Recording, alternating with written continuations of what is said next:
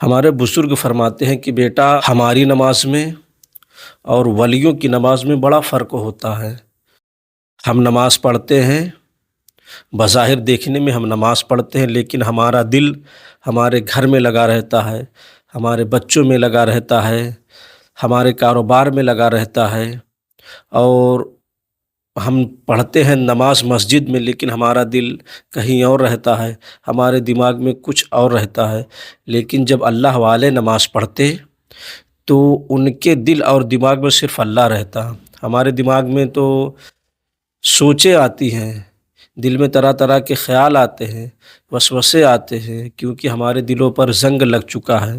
اور بزرگان دین اسی زنگ کو کثرت ذکر کے ذریعے اس کو دور کر لیتے ہیں، کثرت سے اللہ کا ذکر کرتے اور ضرب الہی سے اس گندگی کو دور کر لیتے۔ لیکن ہمارے دلوں پر زنگ لگ چکا ہے، اس کو دور کرنے کی ضرورت ہے۔ اس لیے نماز میں ہم پڑھتے ہیں تو نماز، لیکن دل کہیں اور رہتا ہے، دماغ کہیں اور رہتا ہے۔ لیکن جو اللہ کے مقبول بندے ہوتے ہیں، جو اللہ کے فقیر ہوتے ہیں، جو صالحین ہوتے ہیں، ان کے دل و دماغ میں صرف اللہ رہتا ہے، ان کا دل اللہ کی بارگاہ میں حاضر رہتا ہے۔ ہمارا دل تو بازار میں رہتا ہے، کاروبار میں لگا رہتا ہے، دوست احباب میں لگا رہتا ہے، کسی اور ٹینشن میں لگا رہتا ہے۔ لیکن جو محبوب بندے ہوتے ہیں اللہ کے، جنہوں نے صحیح معنوں میں اللہ کو راضی کر لیا ہے، جنہوں نے صحیح معنوں میں اللہ کو راضی کر کے اللہ کے مقرب بندوں میں شمار ہو جاتے ہیں، ان کا دل اور دماغ صرف اللہ اس کے رسول کے لیے ہوتا ہے۔ وہ جب جھکتے ہیں تو پوری دنیا بھول جاتے ہیں، وہ جب سجدے میں جاتے ہیں تو دیدار الہی ہوتا ہے، وہ جب رکوع میں جاتے ہیں تب ان کے دل و دماغ میں صرف اللہ ہی اللہ ہوتا ہے۔ اور ہمارے دماغ میں کیا ہوتا ہے؟ گھر، آفس، دکان، مکان، کاروبار، یہ سب چیزیں ہوتی ہیں۔ اس لیے ہماری نماز میں ان کے نماز میں فرق ہے۔ اگر ہمیں ان کے جیسا بننا ہوگا تو پہلے ان کی بتائی ہوئی باتوں پر عمل کرنا ہوگا کہ کس طرح انہوں نے اللہ کو راضی کر لیا ہے، ذکر الہی کے ذریعے، نماز کے ذریعے، روزے کے ذریعے، کسی صاحب نظر کے نظر کے ذریعے، کسی طرح سے بھی انہوں نے اللہ کو راضی کر لیا۔ ان کی زندگی کے بارے میں پڑھیں کہ انہوں نے کس طرح اللہ کو راضی کر لیا، کتنا محنت لگتا ہے اللہ کو راضی کرنے میں۔ کسی سے اللہ 12 سال میں راضی ہوتا ہے، کسی سے 20 سال میں راضی ہوتا ہے، کسی سے 40 سال میں ہوتا ہے، بعض بزرگان دین سے اللہ رب العزت 70 سال میں راضی ہوتا ہے۔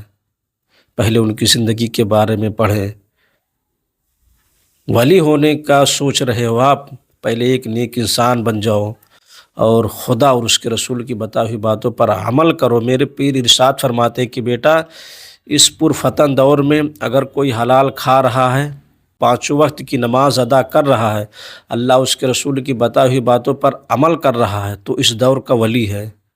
اس پرفتن دور میں آپ دیکھ رہے ہیں نا کہ لوگ مسجدوں میں جھوٹ بول دیا کرتے ہیں، پڑھتے ہیں نماز، سلام پھیرنے کے بعد فون آیا، رہتے ہیں مسجد میں بتاتے ہیں کہ میں آفس میں ہوں، رہتے ہیں مسجد میں بتاتے ہیں کہ میں گھر پہ ہوں، رہتے ہیں مسجد میں بتاتے کہیں اور ہیں۔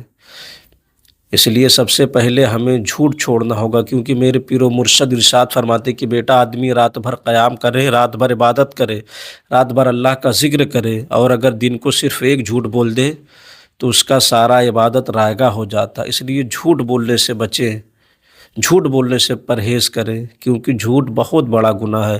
لیکن آج کل آدمی نے اس کو بالکل عام کر دیا ہے، جھوٹ پہ جھوٹ بولتے جا رہے ہیں۔ اس لیے دلوں کو پاک کریں، دلوں میں نور لائیں اللہ کے ذکر سے، ذکر قلبی سے، لیکن کسی طرح ذکر کرے اللہ کا، تاکہ دلوں پہ جو زنگ لگ چکا ہے وہ زنگ دور ہو اور دل اللہ کے نور سے معمور ہو۔